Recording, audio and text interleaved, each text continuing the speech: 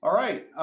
You might not be able to pick it up, but the chapel bells are now tolling 7 o'clock. And so I appreciate you being on board with us. If I sound a little bit distracted, I'm clicking on the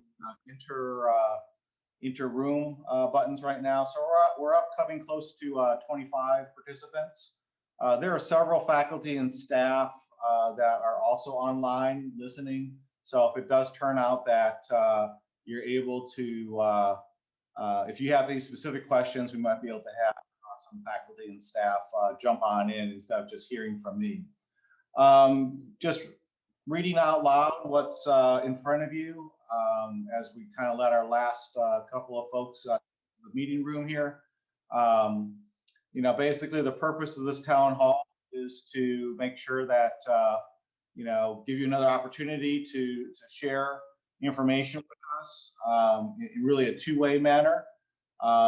This will continue out throughout the summer school. So I guess one of the silver linings of the situation is that we know that almost everyone knows how to use Zoom right now. This meeting is recorded, so if it does turn out that there's something strange going on in your kitchen involving smoke and screaming, or the internet connection goes down with you, you'll be able to download this meeting or watch it from our website also. Currently, we are sending audio and visual, which is the slide, and that way your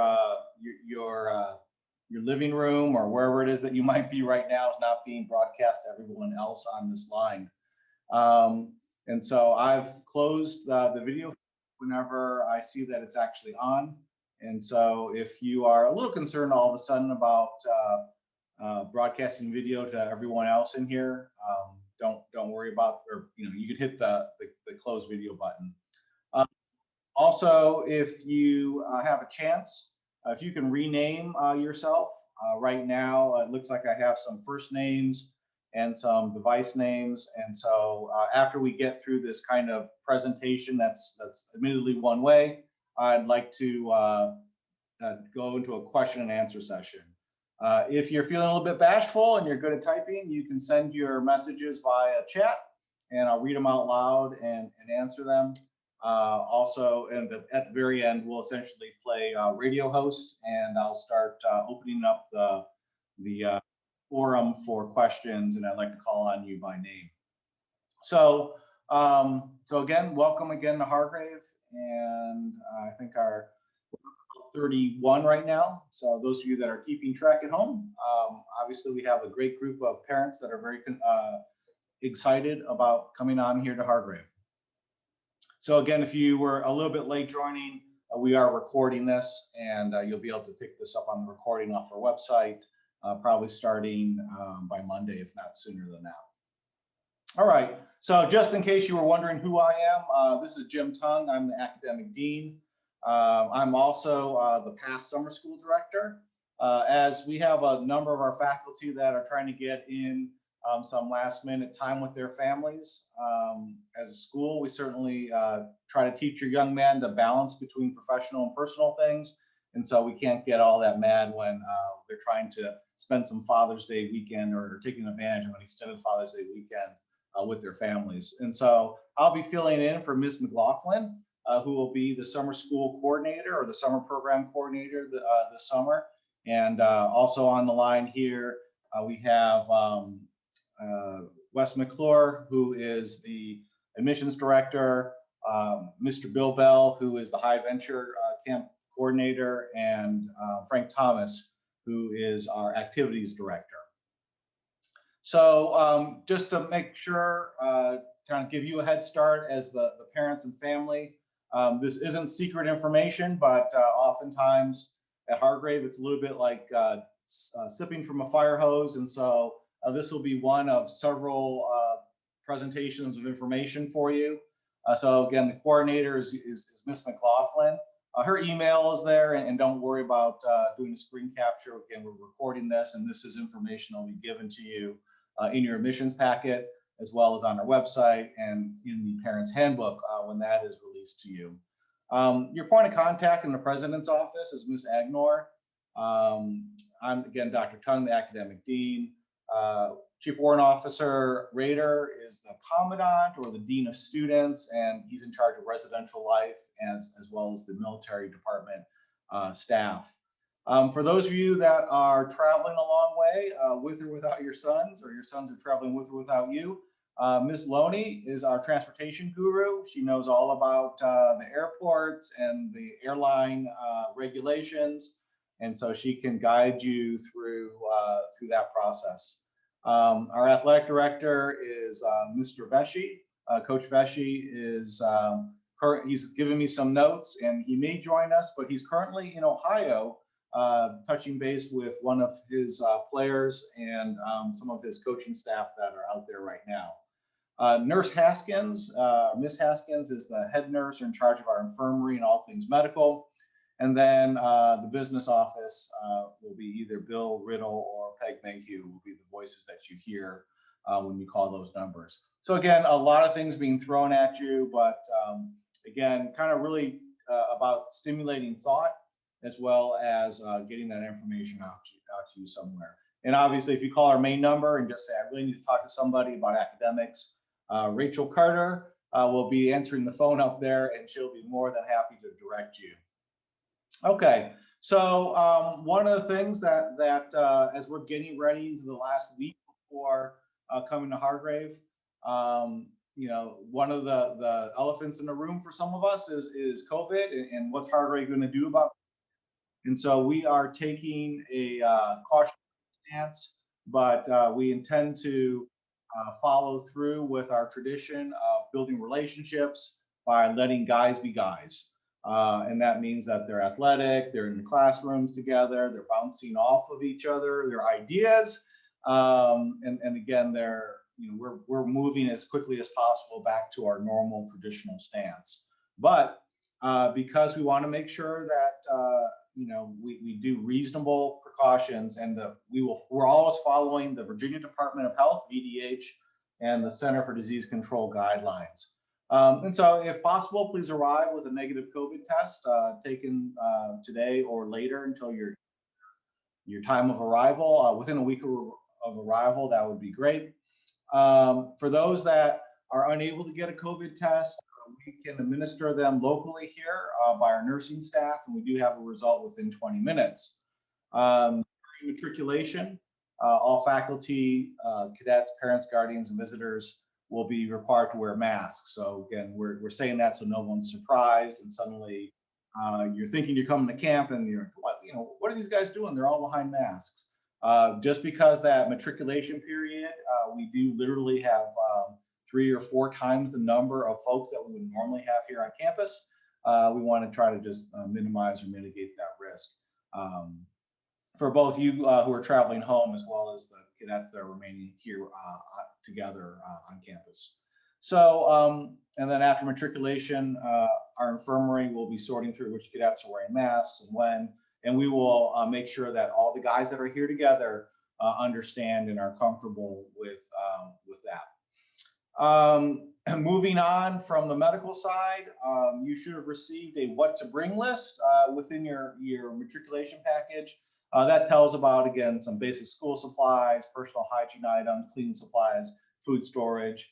And so those that really like checklists, that what to bring list is great. And again, it also stimulates some thought about, you know, trying to figure out, is this big summer camp? Is this scout camp? Is this like going off to college? And so that what to bring list is kind of a nice place to start those conversations. From a technology standpoint, Chromebooks, the 2 C's that we have here, we require Chromebooks. Our faculty use Google Classroom, and we use GoGuardian to kind of keep everybody honest as students. It is not our intention to ruin anyone's life. And obviously in 29 days, you can be without a cell phone, even though some teenagers might disagree. And the reason that we have the Chromebooks is, again, to provide an additional layer of keeping an honest man honest type of guidance for our guys. Again, if you don't currently have a Chromebook, they are inexpensive and practical. They're very good at doing academic things, even though teenagers then despair about them not doing as many cool video games as they might want to do. And these Chromebooks can be obtained on the used market as well as the new market. We kind of, again, in our internal planning, are saying, the Chromebook is $150, $180, brand spanking new. We know these are teenage guys. We know that these devices are going to fly through the air sooner or later, accidentally or otherwise. And so, the idea is we want to be reasonable for our families. We also have a limited number of rentals that we can provide here on campus. If you have a question about that, please reach out to admissions or to our IT director, and we can make those arrangements. One of the things, as I was noodling over this meeting, haircuts. And so this is not a military buzz cut sort of place, but every once in a while we've got guys that say, well, I just got a fresh haircut and my parents spend X dollars, hint about the price of a Chromebook, on the haircut. You're surely not going to cut it off. We surely are. So please don't, go and get a nice dye or do right before, and he may enjoy it, but come Sunday, the haircut will fit the Hargrave standard. So off the ears, off the back of the neck, and 2 inches on top. So it needs to be tapered and very what we might have called professional once upon a time. And then last thing on my slide here is open weekends. So we recommend that parents visit the Cadet here in Chatham, but we will not restrict cadets from going home. So again, we know that family is important, but again, our teenagers don't always know that even a 1 hour distance one way translates into a 4-hour drive for a parent to get here on a Friday or Saturday and then return him on a Sunday evening. Our work week begins on Sundays with chapel and study hall. And so that kind of gets them back in the flow of things. So again, having that conversation with your young man is a good thing. So now putting on my dean hat, sorry if you're getting tired of hearing my voice already. The idea is that if your cadets' academic needs have changed, please update us on that. So if it means that you really want him in a enrichment course because all his academic recovery needs didn't turn out as bad as you thought, super, we'll try to accommodate that, and then vice versa. If you came on in anticipating that he was going to be in drones, computer science, because that's an exciting stuff, and then his algebra grade showed up or his English grade showed up. Again, we want to be realistic and practical about this is what happens with teenage guys, and so we can discuss changing that. So there are some classes, though, that we have already had to cancel based on our anticipation that there is not very much demand, enough to make a full class. And so the digital art literacy course will not be available. And then Algebra 2 right now is going to only be available as an independent study course. And so that, if you're interested in Algebra 2 repeat, we need to have that discussion. We know, as many of you also know, that a computer-based independent study course might not fit a young man's needs very well. But again, sometimes there are some realities of moving on towards graduating in 4 years. An Algebra 2 course might be necessary. And then we'll come back to the baseball slide right there because I have an update from the athletic director. One of the other questions and concerns of parents is this How to Study program or How to Be Successful program. All our folks get that program. So whether or not you're in an enrichment course or a credit recovery course, basically the faculty are tasked to make sure that in our sense of fairness, that everybody understands the competencies or the skills when we start talking about how to study and note-taking and being organized and goal setting, that they are all exposed to that.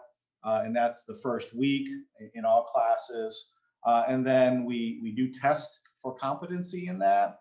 And when I say sense of fairness, the idea is that here at Hargrave, at least, we understand that it's important that we go and we have the patience and we go and explain what we, and then we have to keep guys honest, them and ourselves. And so we do a quick little test.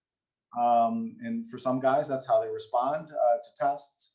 And if they are found on that test not to be competent, then the issue will be that they will probably miss some of their free time in order to retake the How to Study program in a different format. And so, so that's the end of phase one. Phase two is reinforcement. And so in our 29-day program, the last 20 days are essentially where those how to study or how to be successful skills are hammered home, they're repeated, guys are rewarded when they do it well, they're corrected when they don't. And so our desire and intent is to take those 9 how to study skills and reinforce them. For those who are high school parents, again, as a reminder, we're accredited by Cognia or SACS, which was formerly called Advanced Ed. And so your homeschool needs to know that if we need to be involved in ensuring that your young man gets credit for our classes, we just notify us and we will have that discussion. And then half credit for new courses or 1 credit for recovery. I've had a couple of parents ask, well, can I go and put my son in Algebra 1 recovery, even though, you know, that's full of students that are in need of credit recovery? I really want him to get ahead. And the answer is yes, but keep in mind that he will not be able to skip Algebra 1 and move on to geometry. If really what you want is him to get exposure to that class and you understand the students that are leading that class with him, then certainly we can consider it. And then finally here, we have parent-teacher conferences. Those are optional on Saturday, July the 17th. They can be in person or Zoom, and you will get an RSVP link for that.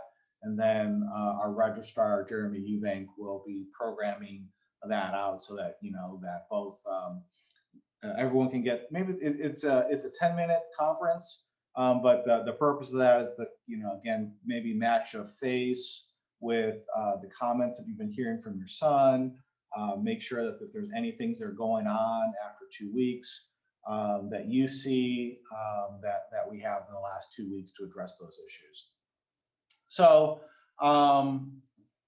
again, just a quick slide here, reiterating things that about COVID that our nurse wanted us to make sure. We do daily temperature checks on all faculty, staff, and cadets.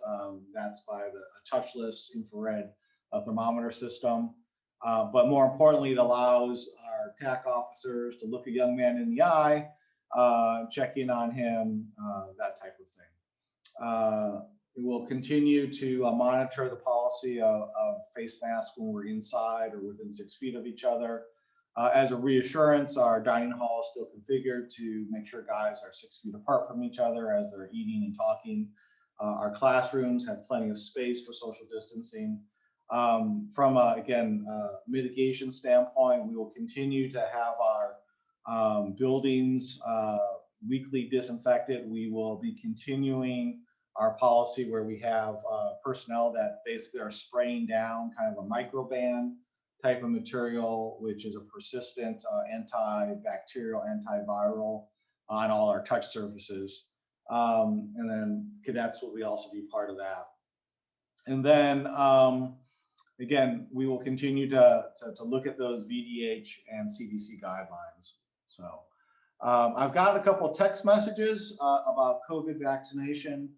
So let me jump in right now. So we don't require COVID vaccination for a young man, but I think our commandant or the dean of students and the infirmary are currently kind of looking at the disruption of saying that folks that have documented vaccinations, that they will not be required to wear masks, whether they're inside or outside. And so, again, we realize that not all people have had that opportunity. But again, we're in Virginia with it 90 degrees outside. We certainly want to minimize any mask wearing or balance the tensions between mask wearing and immediate health risk like heat stroke. So we're going to try to do that. So again, I've got another text message from our missions director that says Angie, our head nurse, is definitely pushing for no mask required if they have a vaccination. So again, just being as transparent as possible to say that certainly we are understand that teenage guys don't always like masks, and we're trying to alleviate that friction as much as possible. All right, and then as we kind of get to any questions here, sports, fitness, and adventure camp. Normally, Coach Vesti would come on in. I'm not going to imitate his New England accent here, but what he'd like us to do is tell you to bring your personal gear as appropriate. If you want to join the baseball camp and a whole bunch of people join baseball, then we will expand baseball to more than just a 2-week camp. So it's okay to bring your tennis racket, your baseball bat, your baseball glove. One of the concerns that we always have is if some of our guys have been, I think maybe the phrase is couch potatoing right now, and so one of the messages is, again, before you hit Hargrave and you hit the ground and we're full throttle, hydration is one of those habits that you can start now. And so we will continue with all these messages that hydration begins as soon as you wake up and continues even to the evening. And the idea is that with the high temperatures and humidity here, hydration is something that we are going to continue to preach to every student, whether or not he sees himself as an athlete or not. For High Adventure Camp, that is primarily outdoors, and so bring your outdoor clothing, hat, protection, sunscreen, bug repellent.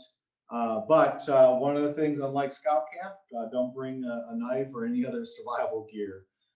Those type things tend to get confiscated and cause pain and suffering, so we don't want that to happen. Afternoon sports and fitness adventure camps, they are 4 weeks long. So basketball, football, weightlifting. So they have, but all cadets have the potential to switch at the 2-week mark.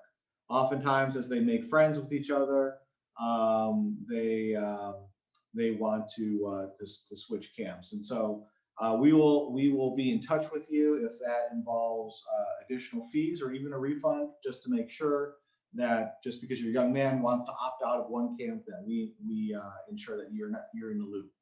So and then right now where we stand for the 2-week only camps, leadership challenge is the last 2 weeks. And that's the what used to be called the military cadet orientation and skills camp. And so as they're interested in becoming cadets here at Hargrave, the leadership challenge is an opportunity for them to kind of have a taste of Hargrave cadet life beyond meeting everybody, and that would be some skills from our Eye of the Tiger personal challenge, as well as some practical everyday skills. What is it like to wear a Class B uniform? What are the military customs and courtesies that might not have been taught in the first 2 weeks to our summer cadets? What does room inspection really look like? And then based on our current interests, baseball, tennis, and leisure sports may only go for 2 weeks. And Coach Vesti wanted me to reinforce that sports time is meant to blow off steam, build skills, camaraderie, and above all, have fun. So, okay. And I think finally you're going to have a break from my voice, and I'm going to quickly figure out how to hit the unmute button for Mr. McClure. and get him up here. My list is mostly alphabetical. And yep, there's 38 online right now. So Wes, I think you should be unmuted, and I think you're up. All right, thank you, Dr. Tung. So the matriculation, which will take place on June 27th, is the students' official joining of the academy for summer school. That will take place at 1 p.m. And so please, the time frame there is fairly tight. We'll be doing one block. The earlier you arrive, the sooner we'll be able to move everybody through. A week or so ago, you should have received a matriculation packet in the mail, via email, that had a single packet of about 30 pages, about 14 or so pages of information and data to help you through the enrollment and matriculation process, and then a bunch of really fun permission forms that everybody loves to fill out every year. So if you will begin to work on those and complete that packet and return the permission slips to us, they've been set up so they can be signed digitally in Adobe for your convenience. However, you can also print them out and sign them manually and then scan them and email them back to us if that's easier for you. But having those back ahead of time makes your matriculation process easier. If they're not completed when you arrive for matriculation, we'll have to sit down and go through all those packets and sign those forms individually at the first station here when you come in. So encourage everybody to jump on that as early as you're able to and get those back to us. If you have questions or trouble with those forms, don't hesitate to reach out to Miss Rachel Carter in the admissions office or myself, and we'll be glad to assist you with those. I do want to go through real quickly what the matriculation process will look like, kind of a short walkthrough, if you will, of the stations that you'll attend, just to give you an idea of what to expect as you arrive on campus.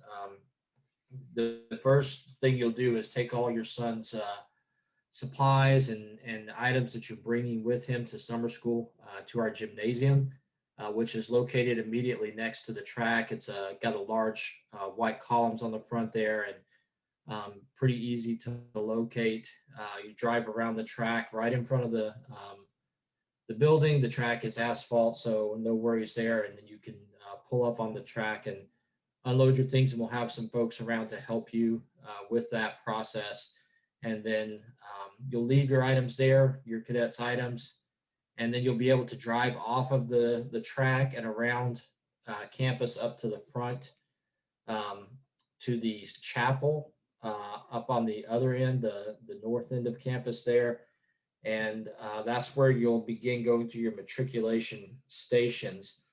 At the chapel, you'll handle your business office transactions and finish any paperwork you have to do for the admissions office. And then go adjacent to the chapel, to the science building, where we'll have a station set up for IT, where you'll get your son's email so you can continue communicating with him. And he'll get set up there with his computer. The infirmary is also there. At the infirmary, you'll verify all of your Magnus paperwork. So if you have not received your Magnus information and you've already completed your enrollment, paid your deposit, and signed your contract, that's what triggers Magnus to send you your paperwork. If you've not already received that, you can reach out to the school and call us and ask for the infirmary. The infirmary staff are in charge of Magnus, and they'll be glad to help you with that. You can also email them directly at infirmary@hargrave.edu, and they'll be glad to set that up for you if it has not come through yet.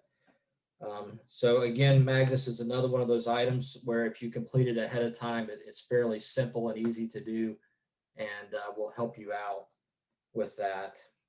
You'll also do your son's athletics selections in the science building, verify his academic choices there as well. Then you'll go down and meet with the activities director, Mr. Thomas, to discuss summer activities for the weekend and other times, and high adventure. And then you'll hand him off at the military department, where you'll meet Mrs. Loney, who's in charge of transportation, and she'll communicate with you about transportation needs, and get him checked into his room, and he'll head off to the quartermaster to be fitted for his uniform.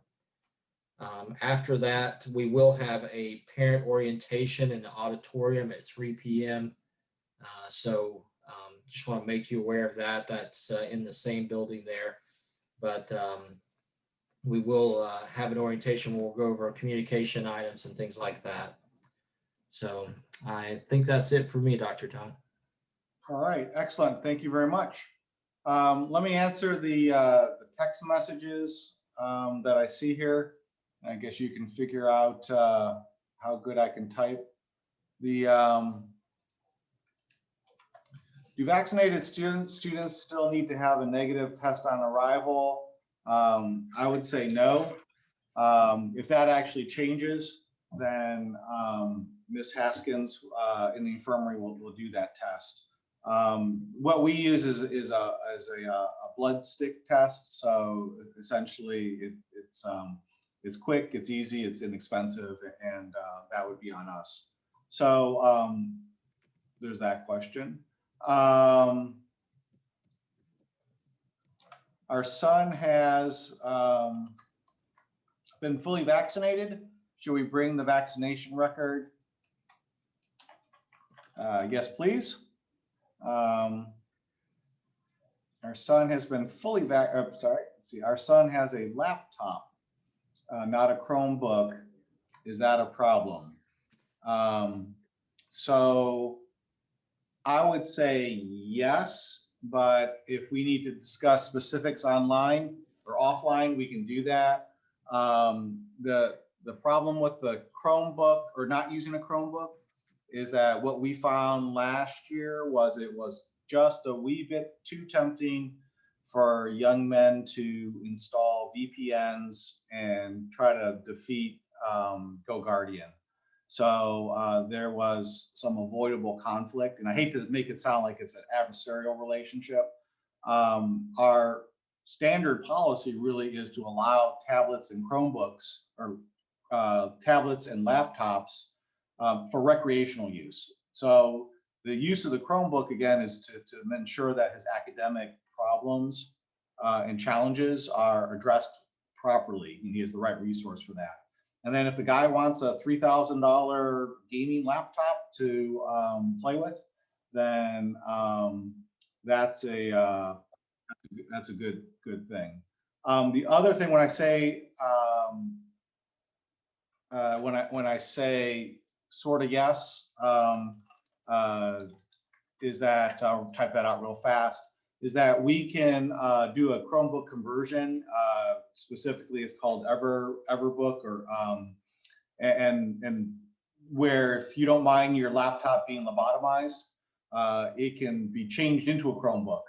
And so I'm just doing a quick copy and paste there from a staff member's response. So again, we can discuss that a little bit deeper before we start being accused of being techno nerds here.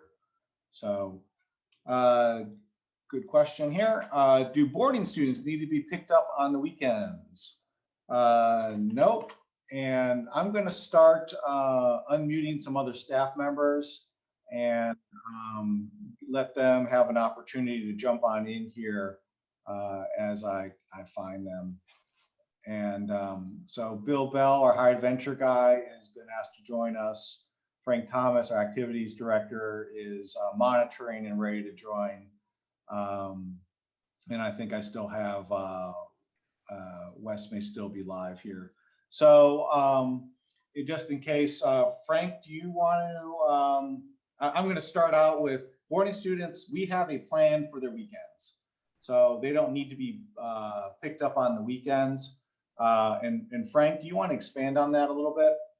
Yeah, sure. So the student activities that I have planned for summer school is to give an opportunity for the cadet or summer school student to have a good time this summer as well. Being at summer camp or at summer school can be stressful, so we want to have an opportunity for them to get out a little bit on the weekends.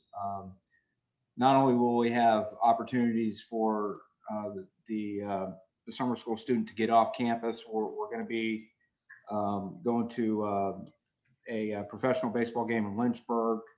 We're also going to be going to a water park and at Carowinds as well. And for those students that don't want to do those trips, we'll have activities here on campus as well. The main thing is for them to have an opportunity and an option to enjoy themselves a little bit while they're here. They're going to be very tired on the weekends as well. So you'll find that a few of the guys want to relax a little bit down in the game room, watch a movie, or just play some basketball or go down to the pool and swim, while others would like to go to Carowinds or go to the water park. All right. And while you're still on there, Frank, do you want to tell them the good news about the 4th of July? Okay, so on the 4th of July, we are going to have a picnic here at Hargrave, and we're also going to have some fireworks as well. During that picnic, we'll be doing some games and just some fun stuff, and it'll give an opportunity for our faculty and staff and students to get to know each other. That'll obviously be on that first weekend. So we're excited about that. Right. And when we say fireworks, the town of Chatham is actually launching their fireworks from the back 40 acres of our 180 acre campus. And so I think our guys will essentially be right underneath the fireworks, literally, well, in a safe way. And we also are trying to maybe give some of the guys an inside look to see how the professional pyrotechnics crews do their business. So kind of an exciting time. But we do know that one of the things that happens is it's tough for anyone to live in two places. And so that first weekend, which happens to be the 4th of July weekend, bringing guys back and forth, he may have got adjusted in his first 5 days of school. He's making new friends, and then suddenly we pull him out and take him home. Some guys don't respond positively to that yo-yo. Your young man. You know that if he needs to come home, we can do that. And if he needs to stay at Hargrave and kind of that way, you're making the second weekend, the weekend that has his midterm exams. So that's going to be tiring for him, and as well as the parent-teacher conferences. That may be the weekend that you come and meet with him and have some family time together. So again, just giving you context for how those things are here on campus. All right, just looking through the rest of my chat questions, and I think they have been answered. So, oops, it says 3 new messages. Okay. All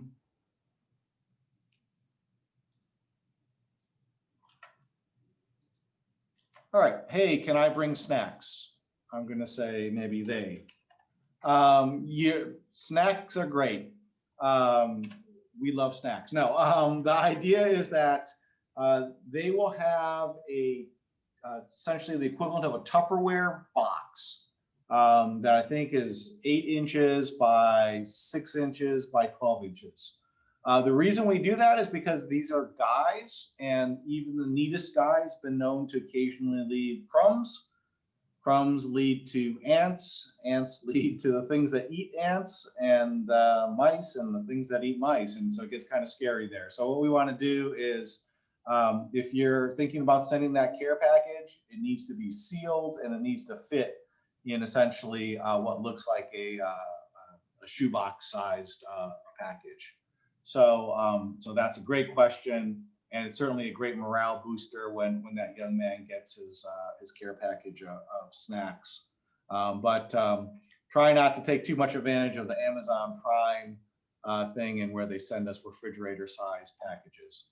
So are the students allowed to leave campus? So we have planned activities that they're being chaperoned.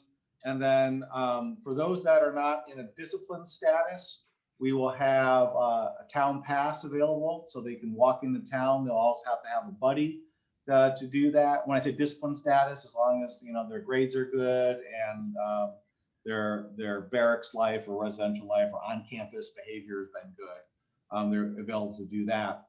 And then we also have a town church pass, where if you want your young man or he wants to get church beyond chapel. So chapel is Sunday night and Thursday night, but we also have faculty and staff that will chaperone trips to the local churches. So Cornerstone Church of Christ, the Catholic Church, maybe the Presbyterian Church, all those, and one of the Baptist churches. They oftentimes reach out to us knowing that cadets are interested in attending town church on Sunday morning. It's again, taste of home, so to speak. And then the chaplain will be the point of contact for those town checkouts. But like during the day, during a work day, a weekday, no, they're not allowed to leave campus. So they're pretty tightly programmed, and accountability is a big deal for us. Does the high adventure take place during the weekend, and is whitewater rafting still an activity? So Bill, you still there? I think I didn't lose Bill. I think he just might have muted himself. Mr. Bell, can you hit us with that? Hey, everyone. Thank you all for your time tonight. I just wanted to touch on a few things about high adventure. So I appreciate the question from Dr. Tong or whoever may have posed it. There will be weekend activities for the students related to the high adventure program. So I'm working closely with Frank Thomas, who did a lot of our programming.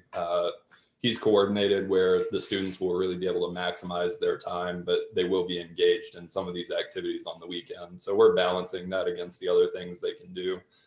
One piece that I did want to touch on is we've certainly gotten a little bit of concern from parents who may have sons who are not necessarily the best swimmers.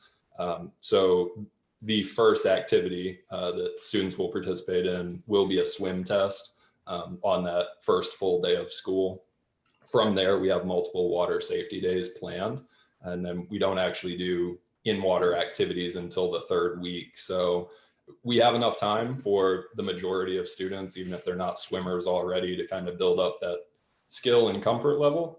But if we get to a point where we're feeling like it may be an unsafe situation, we can also transition that young man into a different program. The boys are going to be really tired in this program, but we think they're going to have a good time. We'll lead in with a lot of team building activities in the first week, taking advantage of a lot of the things that we have here on campus. Moving into the second week, it's going to be almost exclusively about rock climbing, primarily because my wife and I enjoy it. So we'll spend a lot of time out on our climbing tower, but there'll be plenty of safety training involved with that as well. Again, third week, we're going to roll into all those water activities. And then when we roll into the fourth week, again, we're going to transition it back to on campus primarily. There's a ton of stuff to do here, including mountain biking, skeet shooting, archery. So we're going to try and take full advantage of all those permission forms that Wes has you signing. And we think the boys are in for a really good time. All right. And so how do I communicate with my son or vice versa? So email is always a good way, because that's never restricted. Your son, we are not a lockdown facility or anything like that. So while his cell phone may be in our cell phone storage area, sometimes people call that an iPhone jail. The idea is that if he might not know your phone number, we can give him his phone and have him call you while while we're watching him, so to speak, so he doesn't wander off and then suddenly he's got a phone, and if he's the only cadet with a phone, he's the most powerful cadet on campus. Maybe not. Then also, you can also call the school and say, hey, I need to talk to my son, and we will find him and put him on the phone. You'll have a copy of his daily schedule, so you'll know what those times might be, and vice versa. If he says approaches a faculty or staff member and says, hey, I really need to go talk to my parents, we'll send them down to the military office, and there'll be a phone down there. If the staff member just doesn't pull out his phone and say, here you go. So, you know, our intention is certainly never to seem like we're cutting off cutting off any contact with your son, but again, him living in two different places, and I guess I'm thinking about homesickness issues. We will try to exert common sense and differentiate between homesickness and legitimate, hey, I really need to contact my dad or mom. So again, great questions there. Will students in high adventure be allowed to play basketball? To jump in here as the athletic director, high adventure, it occurs from 3:30 to 5:30 Monday through Friday, in addition to the weekends. Basketball camp is 3:30 to 5:30 Monday through Friday. So the high adventure folks will not be able to do basketball training. And so that is a decision that has to be made between you and your son. So unfortunately, no. All right, number 11. If I come to get my son on the weekend, when do they have to be back on campus? So check out as early as Friday, 6 p.m. That allows him to complete his sports time and wash the funk off of him, and then be ready to be civilized in the car with you. The last check-in would be Sunday at 5 p.m. And that way he'll be ready to eat, have chapel, and go to evening study hall on Sunday night. And then participate in whatever residential life activity there is Sunday night, devotional time, and then get to bed at a reasonable hour, which we're defining as 9:30 to 10 o'clock. So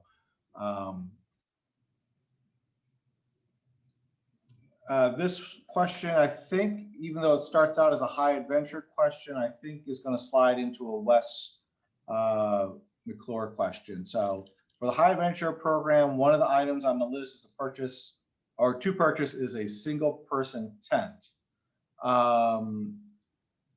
Does this mean that they will be camping overnight off campus? Sorry, this is a Bill question. Mr. Bell? And sorry about that. I'm going to stop muting myself. I'm sorry, everyone. So we are asking that all the boys in the high adventure program bring a single person tent. This is one of those kind of skill and comfort level things. We're looking at having about 20 students at high adventure. There is a good chance that we will camp off campus. If for some reason we're not able to do that because of COVID restrictions at some of the places that we're going, or limited space, because these are really popular activities, obviously, in the summer, we're going to make sure that we do some camping here on campus. So we definitely want that on the pack list, and we're going to work to take the guys off campus for 1 or 2 of those overnights as well. All right. Okay. And then is rock climbing open to everyone as part of the program, or do we have to sign up for that extra activity? So I'm going to. Yeah, so I can jump in on this page while Dr. Song is shuffling some things around. We at present do not have rock climbing planned outside of high adventure. But as I mentioned, my wife and I really enjoy the activity. I don't want to speak for Coach Thomas here. He is the student activities director. It'll be his decision ultimately, but we're not opposed to having a day or two of just general kind of come out to the wall and have some fun. So as long as that flies with the schedule that he's put together, I think we can make that happen for the boys. Okay. So I think that was a big hint, Coach Thomas, and that would be an on-campus. It was, and I have a number of a couple of our Sundays are more of a relaxed day, in particular for the high adventure. So for those other guys that would like to do some rock climbing, I'm sure we can work something out with the Bells on a Sunday afternoon to go out and do some rock climbing on the wall. Okay. And excellent. So again, hopefully you're hearing from us being very transparent that we want to be responsive to your sons and families' hopes, dreams, and desires, but also making sure that we're safe. Mr. McClure, how many students are currently enrolled for the summer with another 10 days to go? Currently, we're at 70, and that will continue to climb. Over the next week, we anticipate we'll be at least 80 based on our current track.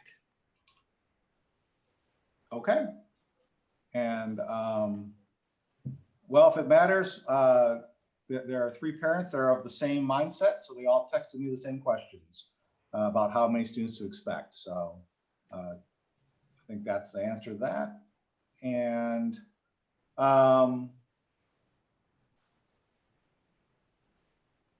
okay, and here's the part to figure out who's still paying attention. I'm about to unmute all of your microphones and then mute you again. But the idea there is now, if you unmute yourself, I'm going to give you the power to do that. When you unmute yourself, you're going to pop up on my screen as someone that is unmuted, and I'm going to interpret that as that you have a question. So that's the same as raising your hand. And so we're going to try this and make sure that happens. So,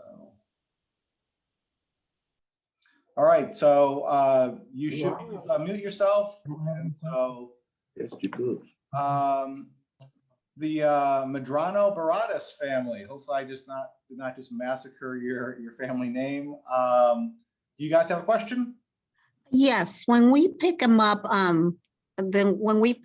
about what time? We're driving from Indiana, so about what time will we need to pick him up? On the last day for pickup, I'd anticipate if you were not going to participate in the parent reception or watch the award ceremony, 1:30 would be kind of the earliest that he would be clear of the barracks and ready to go.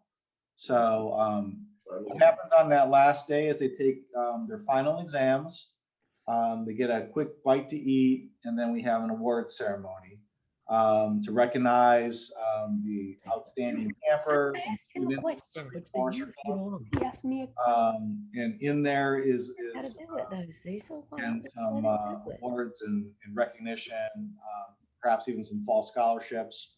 And so want to do that. And but again, I understand from a standpoint here on a Friday may not always be so easy. So does that answer your question, ma'am? Yes. Okay. All right. So Mrs. Or Phyllis and Cecil Smith, can I perhaps answer one of your questions? Okay. Will Jaden be able to write letters and mail them if I provide the stationery and stamps? Yes, at the risk of getting one of us in trouble. Yes, we do have U.S. Postal Service here in Chatham.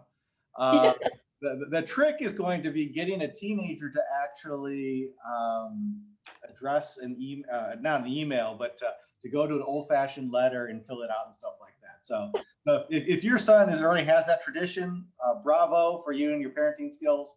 Not calling out any families in particular, but 21st century skills probably need to include not only penmanship, but the power of the old-fashioned written note. And so we will certainly allow that possibility and encourage our young men to make sure they're reaching out to their families. So you do not feel like that he has fallen into a 29-day deep hole and aren't too sure if he's still alive. So yes, he'll have that possibility to write. Thank you. I have more questions. Do you want me to keep going or wait? Let's do a second one and then we'll share the blessings and come back to you. Okay. What should he wear to matriculation? Because it says that there are no civilian clothes. So. Well, I think clothes would be good. Yeah. That one. Okay. So does he keep those that day, or do we carry them home somehow? If you can, sorry. Yeah, Wes, why don't you jump on in there? No, I was just gonna say, if we obviously would prefer he arrive clothed, and Yes. we'll facilitate either getting the clothes to you, or we'll secure them until his departure. Have him lock them up inside his foot locker or something like that. Okay. So. Okay. Yeah, the idea is to try to help teenage guys be clean and orderly, and so having extra clothes laying around is. If you make him bring something particularly uncomfortable to wear, he won't be tempted to put it on during summer school too. That's a good idea. No. All right, excellent. So Ms. Myers. Hello, I was just wondering if the dorms are air conditioned. Yes, they are. That's great. Yeah. They're central air, I guess, is what it's called.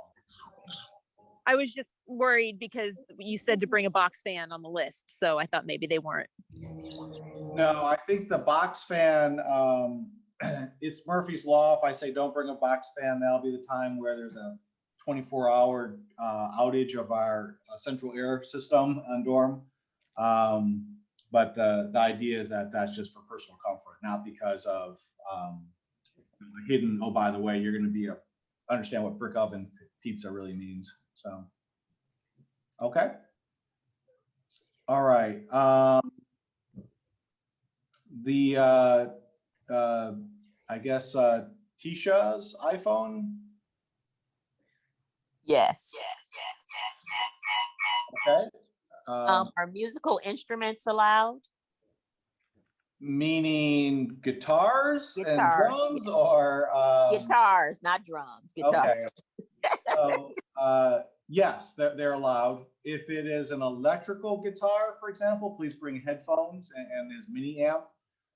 If he wants to bring a stringed instrument, that would be allowed. And then if it turns out to be, again, people can have wide views about the value of guitars. So we can help secure it to make sure that nothing bad happens to it. If you know, it's one of those, I'm thinking about a couple times we've had guys that bring violins, and of course they see it as a violin, fine instrument. We want to make sure that the guy down the hallway who thinks of it as a fiddle doesn't do anything bad. So, Thank you. you bet. Great question. So Ms. Gloria Mayade? Yes, Miadai, but I have trouble pronouncing it as well. So this question is for you, Dr. Tong.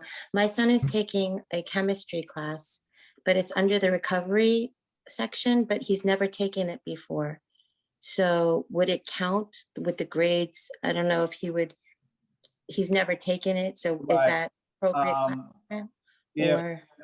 Right. So without getting too technical, in our accredited schools, you need 130-ish hours of contact to call something a high school credit. During summer school, during the amount of time that we meet with him, he will only get 70 hours of credit or 70 hours of contact. And so we'll be very upfront with that with his homeschool, as well as obviously with ourselves. And so we could not in good conscience tell anyone that he had earned a credit. No, well, he's not looking to earn the credit.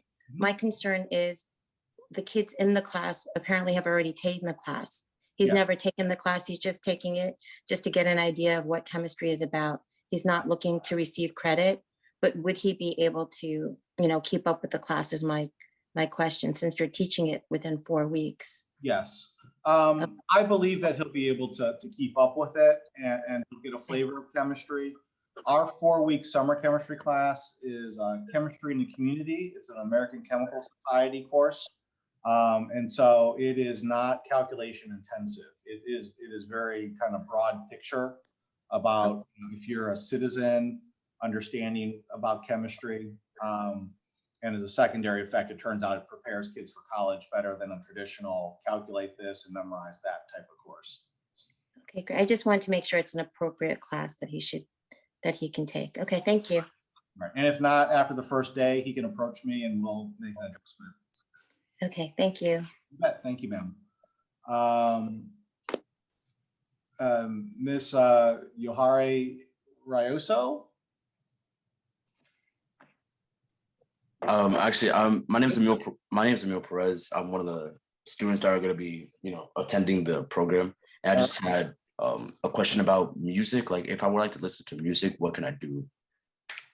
I'm his mom. I am here. He's not by himself. Okay, right. So listening to music during free time is a good thing. And just bring headphones or earbuds. I know that a lot of times you like to play music out loud, but in the communal environment that can become challenging.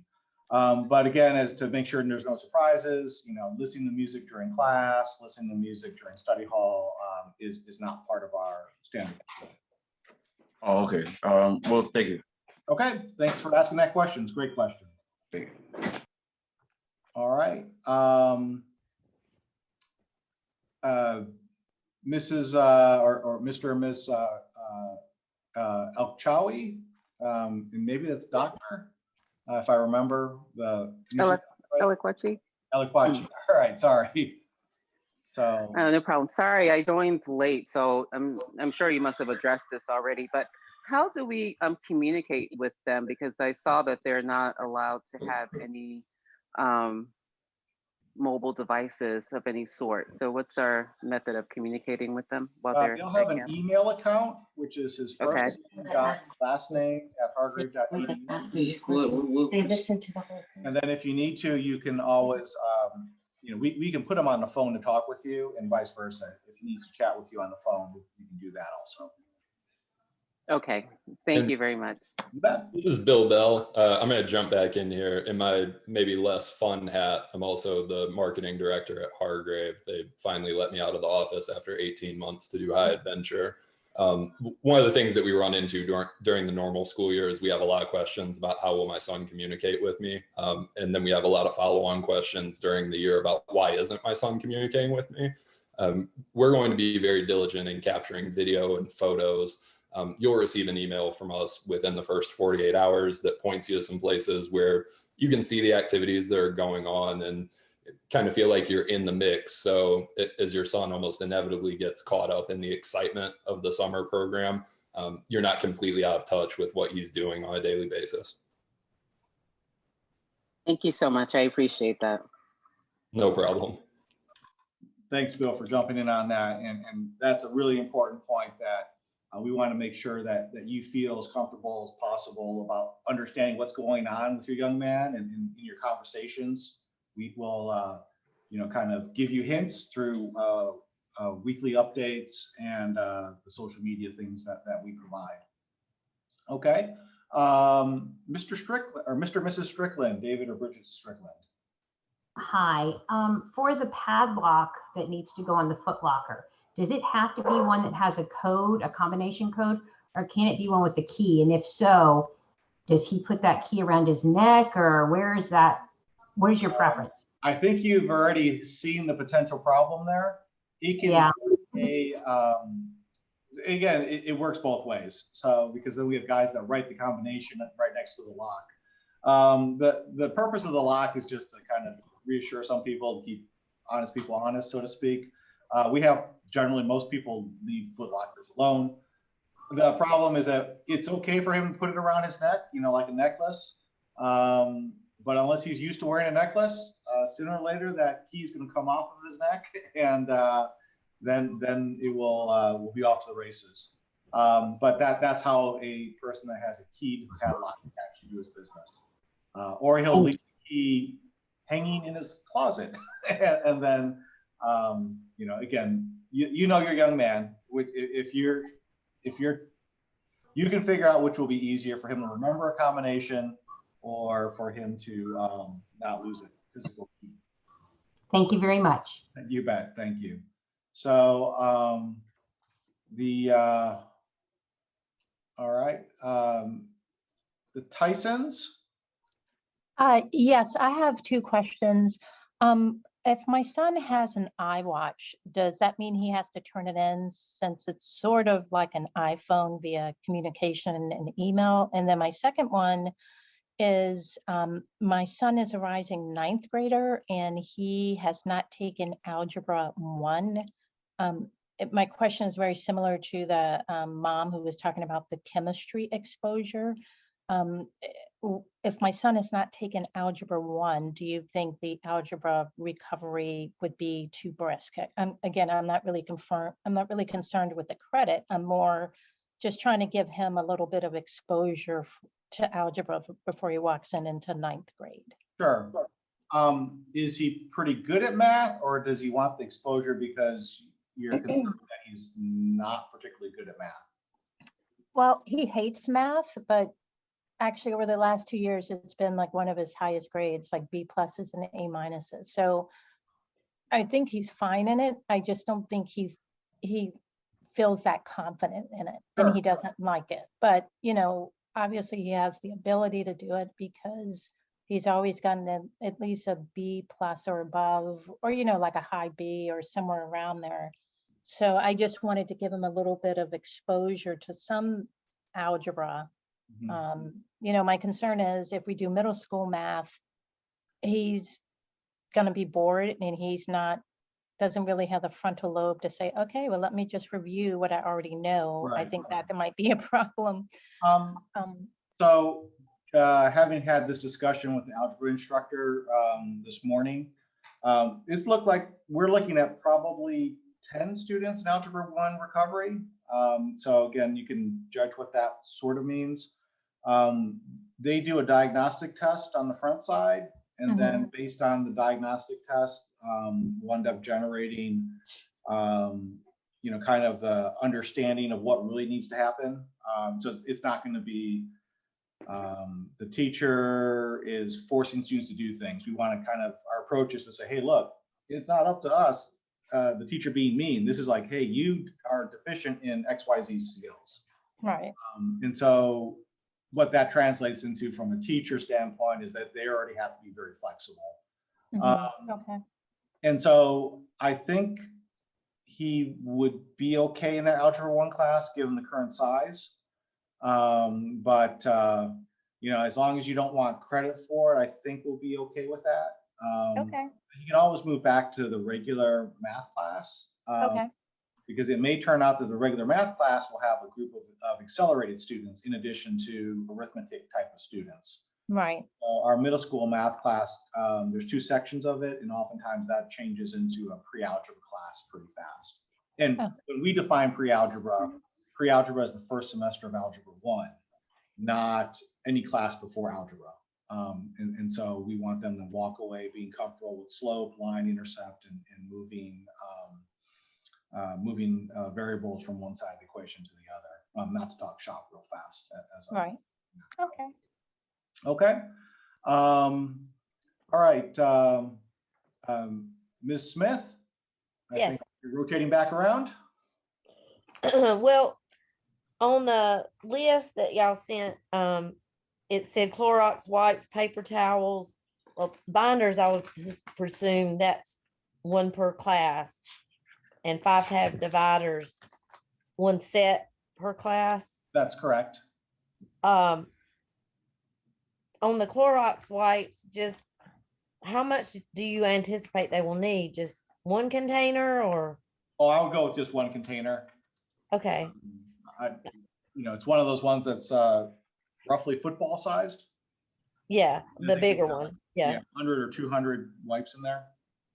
So, and again, the reason it's a wipe is that we understand people are maybe more comfortable with that. boys and spray bottles is usually a recipe for a squirt gun fight with caustic. I can see that. So, all right. And can they have like Kleenex? Because Yes. uses a lot of Kleenex. Yeah, you can bring boxes of Kleenex, or you can be mean and give him the long, skinny version that comes in a roll. Okay. Okay, I guess that's okay. Should he have a water jug for his soccer? Yes, I would get a water bottle, even though I believe that's on our issue list. Wes, do you happen to remember if we have water bottles on our to bring list? I believe they are, should be 2 water bottles. I would go for a larger size, you know. Well, that's what I was thinking of, the like the jug with a handle kind of thing. That's probably a little big to haul around, unless you want to give them Okay. a jug with a handle and then a smaller one to carry to class. You know, something that'll hold like one of the sport water bottles you carry when you're hiking or something of that size. Give him Okay. a liter or so of water to be able to haul around with him and refill when needed. Okay. You know, not to again get too down in the weeds. Just keep in mind the water bottle. He's most likely going to either clip it to his backpack or he's going to put it in his backpack right next to his computer. So, you know, sometimes people are like, well, I'll just give him the Dasani water bottle and he'll just refill it. Something about backpack hitting the ground, water bottle exploding, and then we figure out how waterproof the Chromebook is. So yeah, it's not. So, all right. Okay. Great questions. All right, so now you all are going to figure out that my audio memory stinks. So Mrs. Elikawachi, did you have another question? I see your hand still raised. Oh, thank you. Yes, I just had, and again, I apologize for joining late, so you probably already addressed this, but are they paired with roommates based on their grade, or like how are their roommates selected? Hopefully you know I have a sense of humor, so when I say it's a secret formula, you'll laugh. No, the commandant and the tax, they are balancing between, I believe there's a survey for roommates, or maybe I'm thinking about the fall thing. Certainly by age group, that's the first criteria. We don't want to have a rising senior with a rising 7th grader for lots of reasons. And so they generally, the first cut is to have 7th graders with 7th graders, 8th graders with 8th graders. And then we'll also be looking at their vaccination status in some cases, as well as maybe their comfort level. The TAC officers will have that discussion with you as well as the young man as they're assigning rooms. So that's part of the very busy afternoon on Sunday, which is part of the reason why your gear is dropped off in the gymnasium. So number one, you don't have to schlep it up 4 stories, which seems like a good idea until you remember it's Virginia in the summertime. And then also it allows us just a little bit more time to help our guys set up rooms in the right rooms.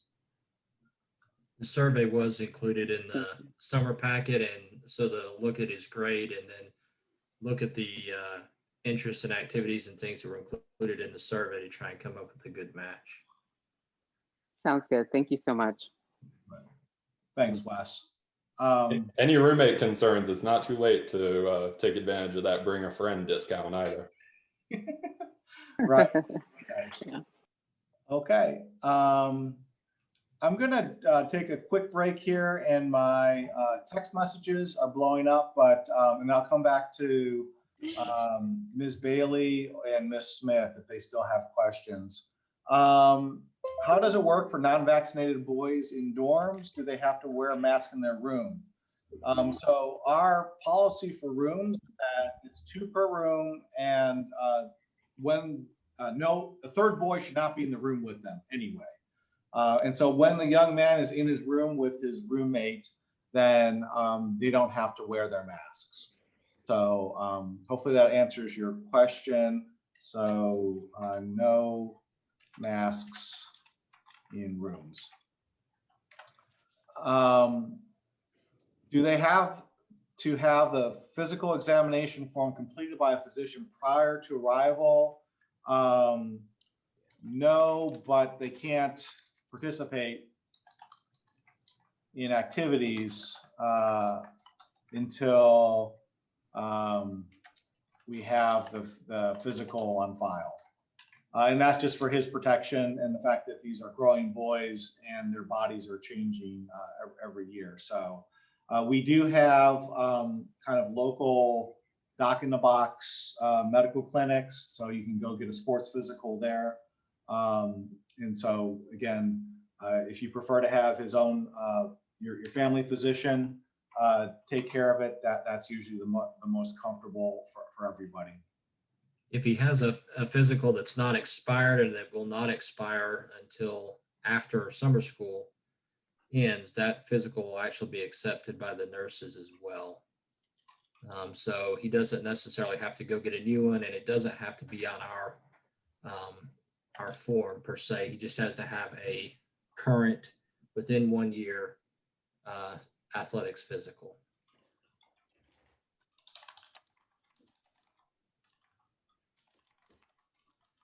All right. Where do we find the list of what to bring? I don't remember getting an email. So check your chat for that one, Dr. Tong. Okay, thank you very much. I'm about to paste it over here. And so lots of things there. But if I'm going to also make sure I send that to the person that actually sent it to me. So in your chat, you should now have seen that particular questioner will have also gotten that link. So great. Let's see, where am I at? 18. Does each student have their own room, or are there 2 to 3 students per rooms? The rooms are 2-person rooms, and currently we're looking at everyone having a roommate. Is that correct, Wes? I think there was another option that I don't know if everybody, I don't think anyone's actually exercised, right? That's correct. There is an option to have a single room for an additional fee if you so desire. But as of yet, we haven't had anybody take us up on that. I think in part because the part of that summer school experience is living in a dorm room with a guy. So. Okay. So, all right. And then jumping on to a previously answered question, is a sports physical needed for the leisure activities? And so the answer is still yes. Even though those activities don't sound very sporting, again, there'll be enough to get a young man's heart rate up and him sweating. And so that sports physical should still be there. Are there different skill ranges for the sports? Yes. So in something like tennis, which currently has 6 people in it, not that I'm the tennis coach, you know, I will have 6 different training plans for those guys, where I understand that we may have novice guys that don't know which end of the racket to hang on to. And then guys that are actually regionally ranked to give them a practice workout. And then in basketball, which is one of our more popular camps behind High Adventure, there are 2 coaches that then break them up by age and skill levels and work with them all kind of in round robin. So, all right. And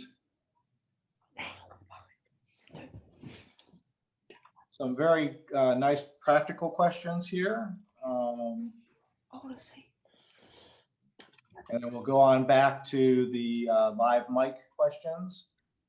So how many rooms share a bathroom?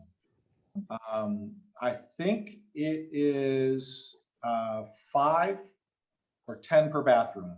I think it's 10 rooms per bathroom. And what that translates into is that there are 2 sets of bathrooms per hall. And then that's roughly what that is. Inside the bathroom, there are 4 shower stalls. And then the other similarly scaled amenities, I guess, in terms of urinals and stools. Okay. Each room has its own sink as well. Right. So yeah, unlike maybe what you might remember from dorms, every room has a sink, so that young man is shaving if he needs to, and brushing his teeth and washing his face in essentially the equivalent of a kitchen sink sized sink in front of him. So it isn't that somehow they're all crowding together just to brush their teeth. Okay, let me get my last, or maybe not last, but the most recent email question here, and then we'll go back to live mic questions. Will you need to set up an email account prior to coming? And we will provide a Hargrave account.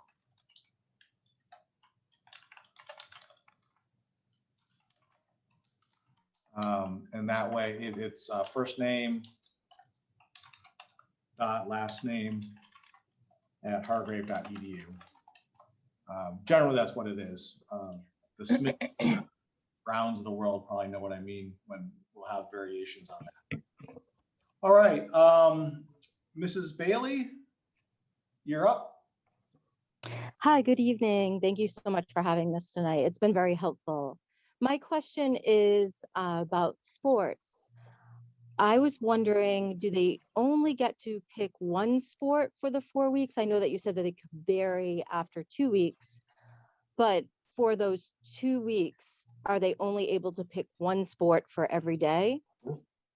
No, unless they're doing high adventure. A person can certainly elect to say do basketball for all 4 weeks. Okay. But you could have selected basketball and football. And so in that case, what we would end up doing is probably football for the first 2 weeks and basketball for the second 2 weeks. No. To kind of get all the football players together. That's also one of our smaller camps. Or if you did baseball and basketball, you did baseball for the first 2 weeks. On matriculation day, we will also have a time where we look at the schedule, or what we have you scheduled for both academically and sports camp. And so it's kind of a late decision thing. And the ability to kind of change your mind will extend all the way up until that matriculation day.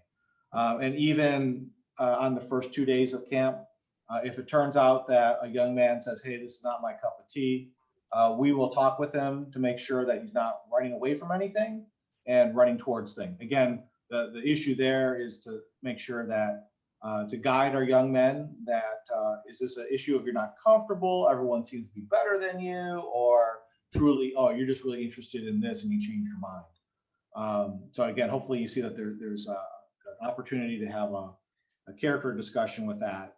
We don't want guys to be quitters or to take the easy way out and make sure they understand why they're doing what they're doing.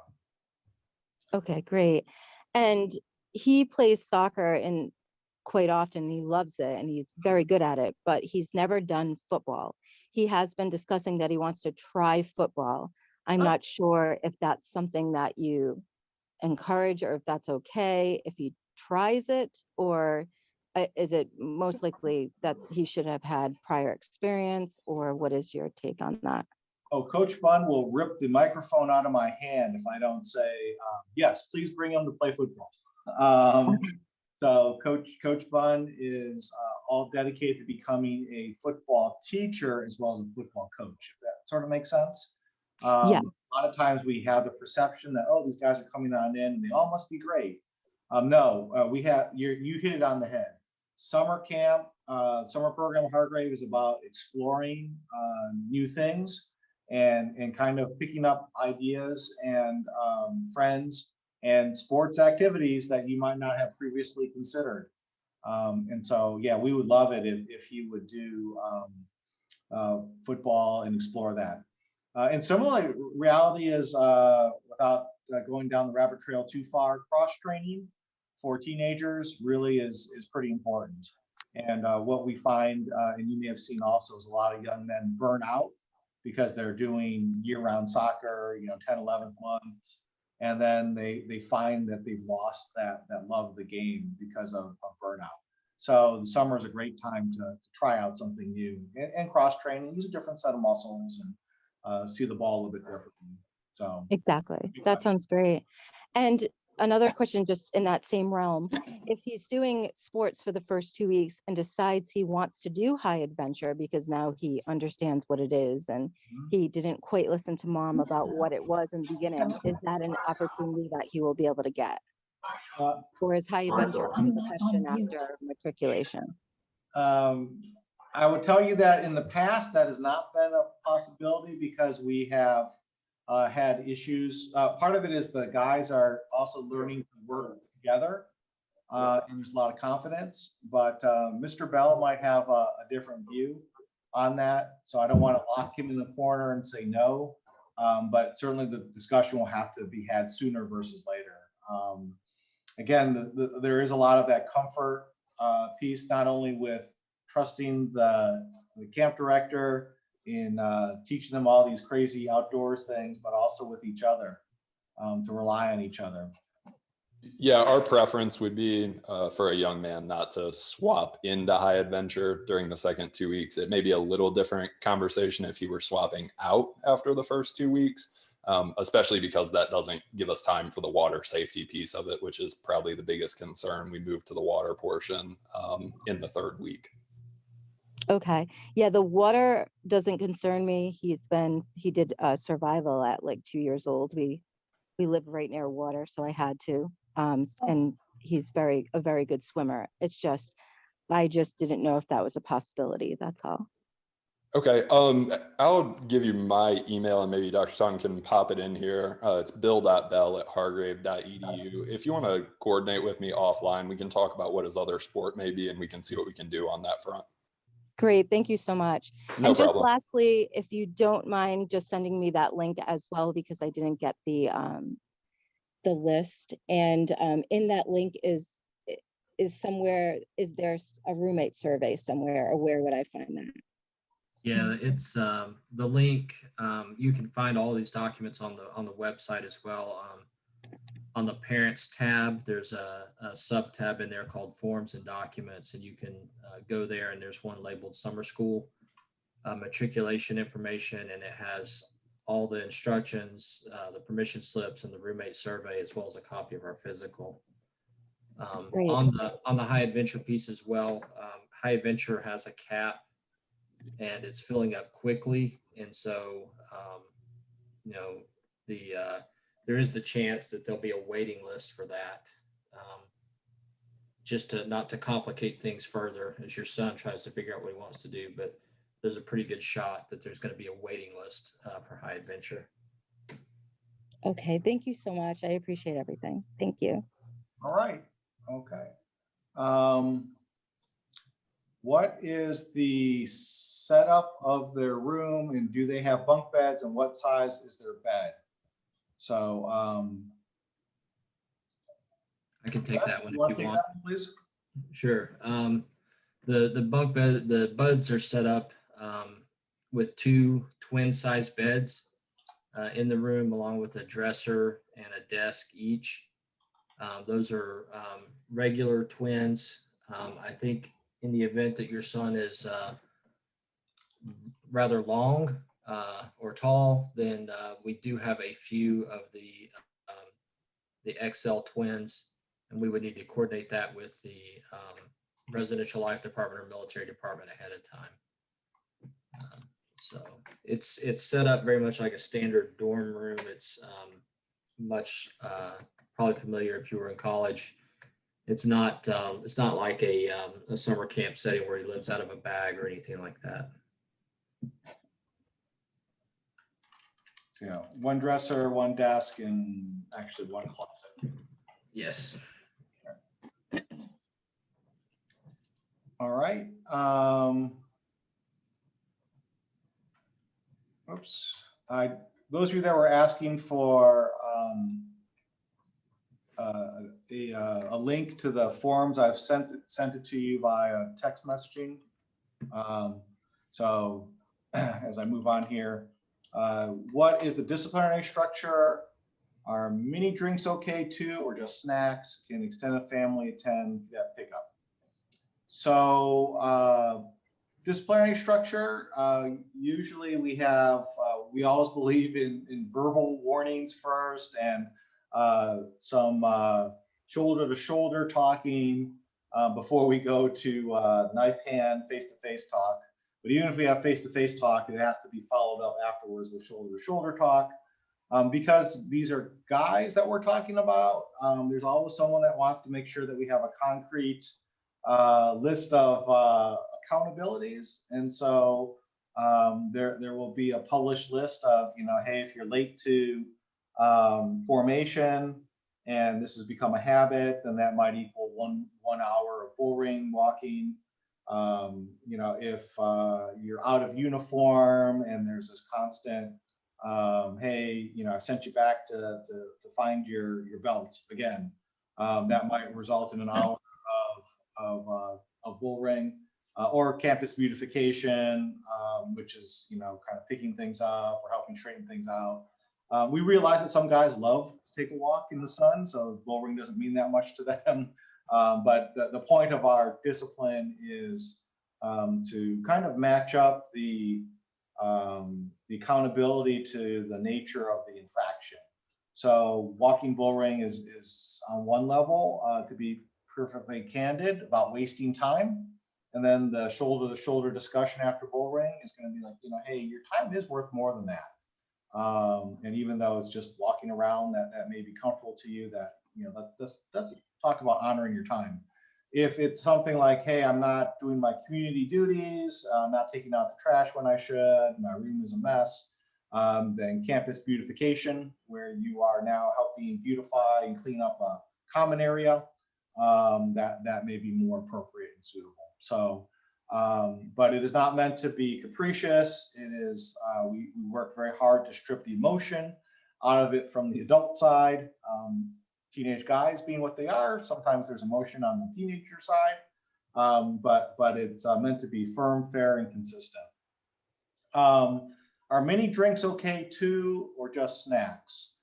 Having walked through many a puddle of sugared soda that was somehow dropped, I am not a big fan of mini drinks, but we do understand that that is part of the package. If it fits into that shoebox size container, then away you go. I would just do not send him the 24 pack of Capri Suns or the refrigerator pack of Coke Minis, please. And then can extended family attend cadet pickup? If you're asking about the middle of the summer, to pick him up like on an open weekend, you have to chat with the commandant, provide him with written permission, and the person picking them up has to be at least 21 years of age. If it is the award ceremony, the answer is yes. We love it when extended family can come and see the young man getting an award and kind of him rubbing shoulders and all the great goodness that comes after successfully completing a session here at Hargrave.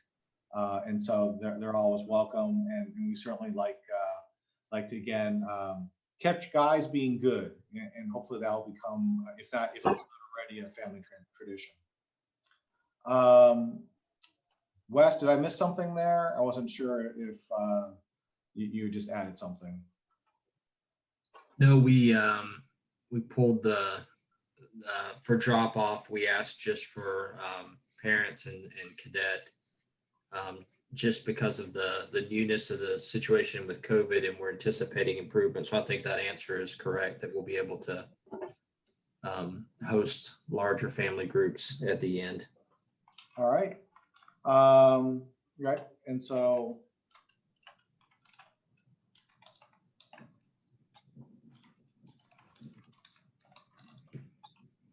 And what we did this year for graduation, for example, is we actually had set up a closed circuit broadcast to kind of keep people socially safe. And then we do Facebook Live and or record and then upload to our YouTube channel our award ceremonies and those type of things. So again, we know that even if you wanted to participate, a lot of times our cadets are spread out across over 24 states and in different countries, and so families can't always attend. All right, how do they do laundry?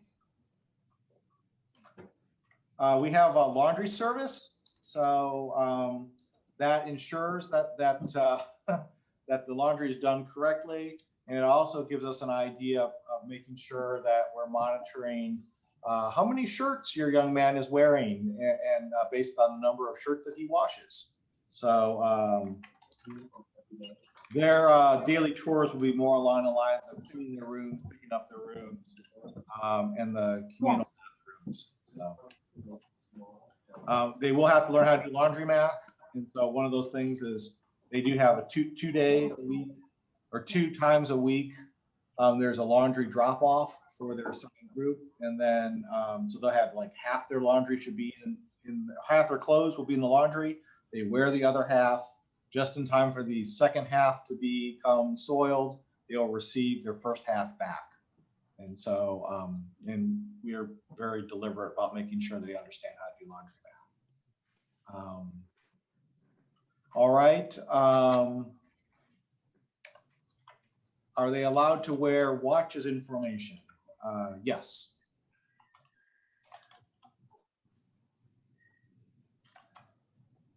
And then moving back to Mrs.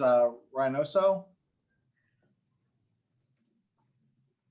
Yes, hi, I'm sorry. I was wondering, my son recently got his physical, and do we have to scan it and send it prior to matriculation day? And if so, where? Or can we just print it out and bring it with us that day? It can be uploaded into Magnus. If you haven't gotten your Magnus account information, you can contact the infirmary via email at infirmary@hargrave.edu, and they'll set it up, or talk to your admissions counselor and they'll help you coordinate that connection with the infirmary as well. But you can bring it with you if you prefer, but I believe there is a place in Magnus where you can upload your physical. All right, thank you. Great, great question, very practical. Mrs. Smith. Yes. Still here. I was just wondering about packing suitcases or whatever that we bring his stuff in. Will the suitcases themselves be stored in his room until time to come home at the end, or? Yes. Okay. Just want to make sure. Not a problem. Is there a second question there? No. Okay. I don't think so. All right. That's okay. I think I'm done. For us to, as the ones around our cadets to kind of, rally and answer these questions. So Ms. Tyson? Oh, yes. Hi. One quick question. They can bring all of their clothes in their trunk, correct? I mean, why, the trunk that's on the list of things that we need to bring? Yes. Is that to transport all of their clothes and to keep their clothes in there, even though they have, okay. The intent is for everything to fit in the foot locker and really make their life easier. Right. So that's kind of your gut check to know if you're overpacking. If it doesn't fit in the foot locker, then, obviously things like fishing gear or, right. All your sporting gear might be fit in the second duffel bag, but it's kind of, again, a gut check to prevent overpacking. Okay, and I have one more quick question. I've been very impressed with the sports opportunities that you have. do you have any type of direction concerning mental training? There's been a lot of talk or, sort of helping athletes to do certain things to help reset them during a match or if they're having difficulty. I know the NBA does something like that, or, specific athletes in the NBA or NFL will do something like that. Do you have anything? I mean, I'm just curious, do you have anything like that? I know that at least two coaches, the basketball coach and myself, in our training plans for both our regular season and summer school, that mental toughness and mental training and pre-visualization and kind of the audio triggering, those are all things that we do discuss and talk about, as well as great. Right.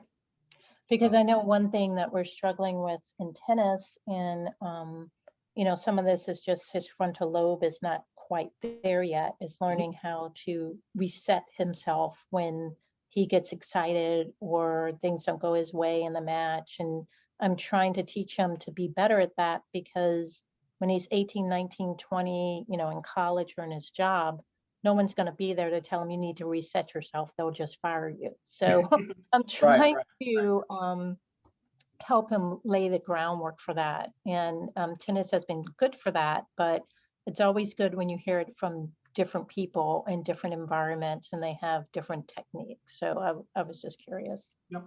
Yeah, exactly. And again, that's one of those the bugaboos. Our society makes it seem like you're calm, cool, and collected, and of course you must have been born that way. But the reality is that our leadership instructor in the classroom is talking about that just like you learn leadership skills in a deliberate manner, you learn how to interact with others, you learn how to interact with yourself. And so, at least in my example, or my tennis world, it's like, yeah, I expect you one day to live in the cubicle, and you're going to stand up and you're going to bounce the ball 8 times and pull your shorts up a little bit and wipe your brow. And then they're going to say, Mr. Nadal, have a seat and get back to work. So that type of thing. So we do want to pass that along also, the skills we teach our men to have. All right. Okay, let's see. Just going through emails. There was a question here. Can you sign up for classes and the leadership camp? So, and then what will that look like? Challenge, I think. And so the leadership class is about the kind of a classroom class about how you lead others. It helps you look at what makes you tick as an individual, and really there is a little bit more intellectual approach to it, if you like, or academic approach, even though that class has also about 20% of the time it's experiential. They'll be on the obstacle course, the leadership reaction course. They will not be inside 100% of the time for leadership class. And so there's a lot of hands-on. And if we're talking about communication, we go find the outdoors obstacles that we have, or challenge courses that we have that challenge communication. There's a trust fall box and all those type of things. So that's the leadership class. The leadership challenge is a little bit more operational. Maybe it's a little bit more paramilitary. When I say Eye of the Tiger challenge, that includes land navigation, how to camouflage yourself. Land nav is about how to use a compass, read a map, how to pack a ruck to do a march. So those kind of things that some guys think of as being very military-like, in addition to, again, some of the things that, what's it mean to be a cadet in daily life. And so those are two different things. We are not a boot camp program. And so again, our approach is very, very different than a place which tries to strip a young man down and build him back up. We don't intend to do that, and we certainly would not want to do that in anything less than 29 days. So, so the Leadership Challenge Camp is really some kind of gung-ho military-like things, and then again, operational things about what it means to be a cadet here at Hargrave, to again assuage some anxiety or fears that people might have. So hopefully that made sense as to what the leadership class and the leadership challenge. So you can do that. They are two different things. So I probably should just say yes. Okay. And